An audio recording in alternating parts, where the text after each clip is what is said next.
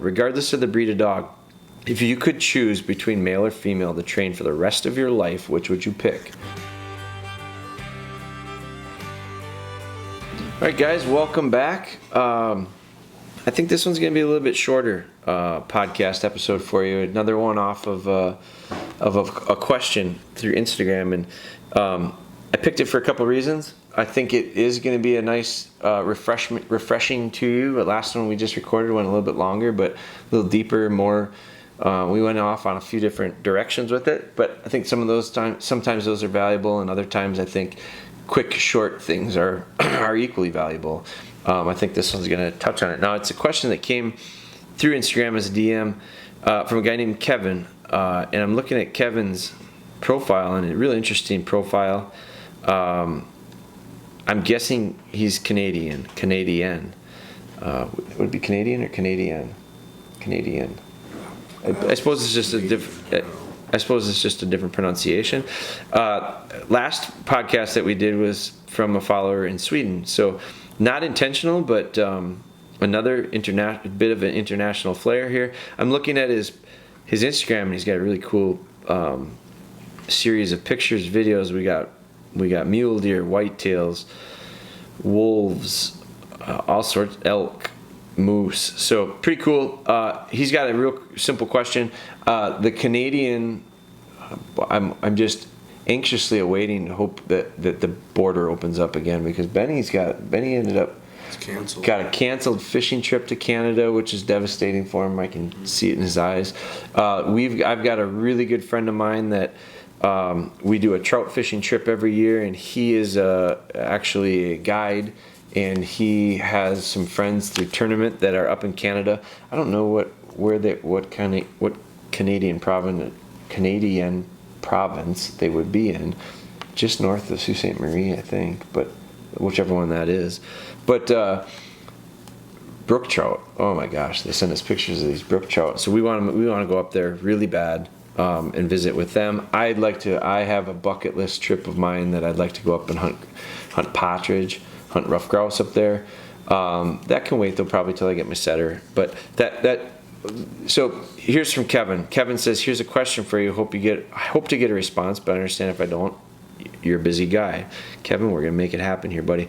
I'll send you a message to let you know, by the way, that we're talking about it on the podcast. He said, here's his question, real simple. Regardless of the breed of dog, if you could choose between male or female to train for the rest of your life, which would you pick?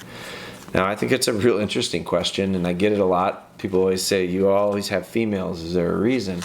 Not in particular. It's not always a reason. A lot of times when we're training dogs, they're for clients. So it's very much dictated or predicated on what the clients want. But you will notice that our own dogs are females. I personally do have a preference. I like females. The same question could be asked about colors. I get that a lot too. I like black dogs. When it comes to Labrador Retriever, I like the black. And so my wife really, I think if she had her preference, she'd pick a yellow, and that's fine, but we have blacks. But I joke about that because someday I'm sure we will have a yellow, but I do prefer females.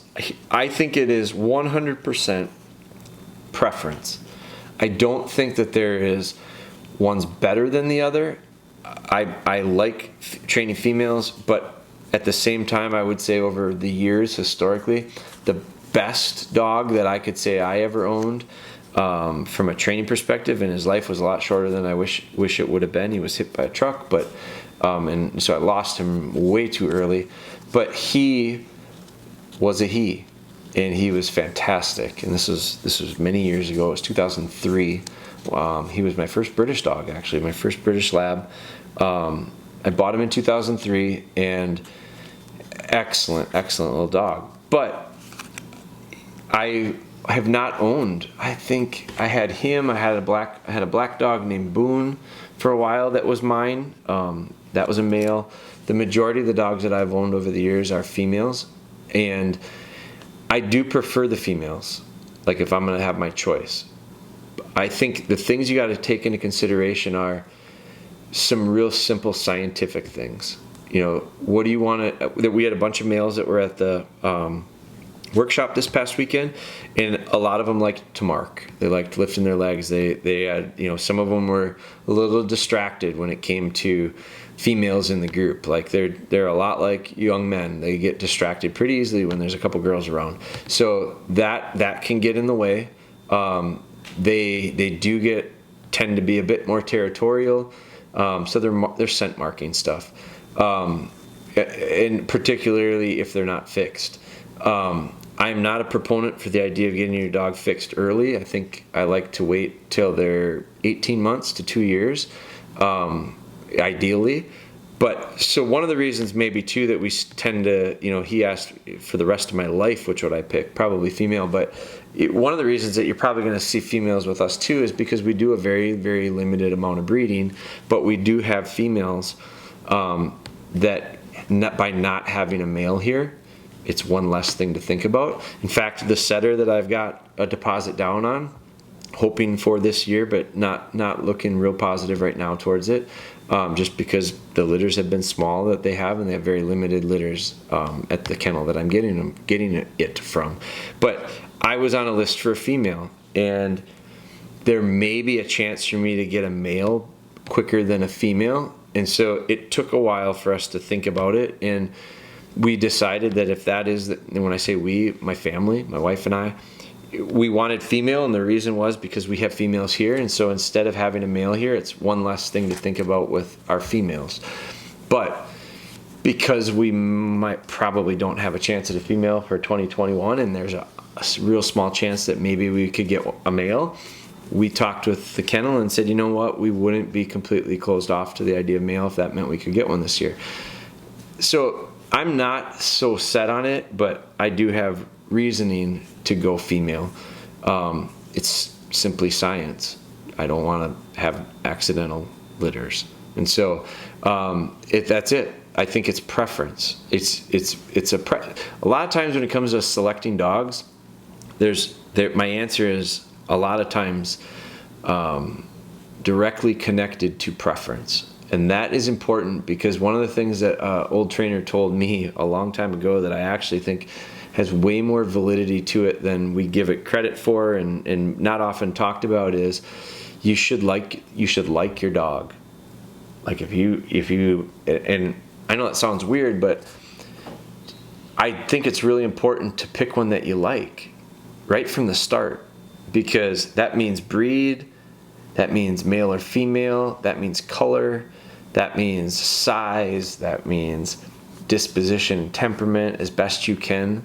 And I think you can gauge that a lot by doing research on the parents. Like throws like is a real accurate statement when it comes to dogs. Mom and dad are going to throw puppies that are a lot like them. So, I do think that you should like your dog. Because the simple reason why, and when I heard that, I kind of was taken back a little bit, and I'm like, what do you mean? You should make sure you like it. And it was explained to me, if you like your dog, it's a lot more likely that you will work with them. It's if you don't like somebody, you avoid them. If you like someone, you want to spend time with them. And when you want to spend time with them, that's when repetitions take place, and that's where consistency comes in. As long as you are consistent and you're consistently with someone, that you impact them, you change them, and so you start to shape them. So by simply liking your dog, which sounds ridiculously simple, by doing that, you increase your chances of success. So male or female, for me, I'm going to pick a female if I have to pick one or the other. That certainly doesn't mean that males aren't good. It certainly doesn't mean that I won't have a male at some point in my life. But but right now, that's what I'm going for, and that's the reason. So, great question. Like I said, kind of a short one, but probably need that once in a while. Simple, short, little hits like that. Thank you guys for listening. I appreciate all your support. If you do us a favor, leave a comment with what you think of the podcast, and a rating if you have the capability of doing it. Until then, thanks again for everything, and we will continue to crank these things out, Ben's going to turn the heat up on me a little bit, because we've got a lot of stuff going on right now, a lot of projects going on, some pretty exciting stuff, and I'm real excited to share a lot of it with you, and this is a great place to do it. So thank you.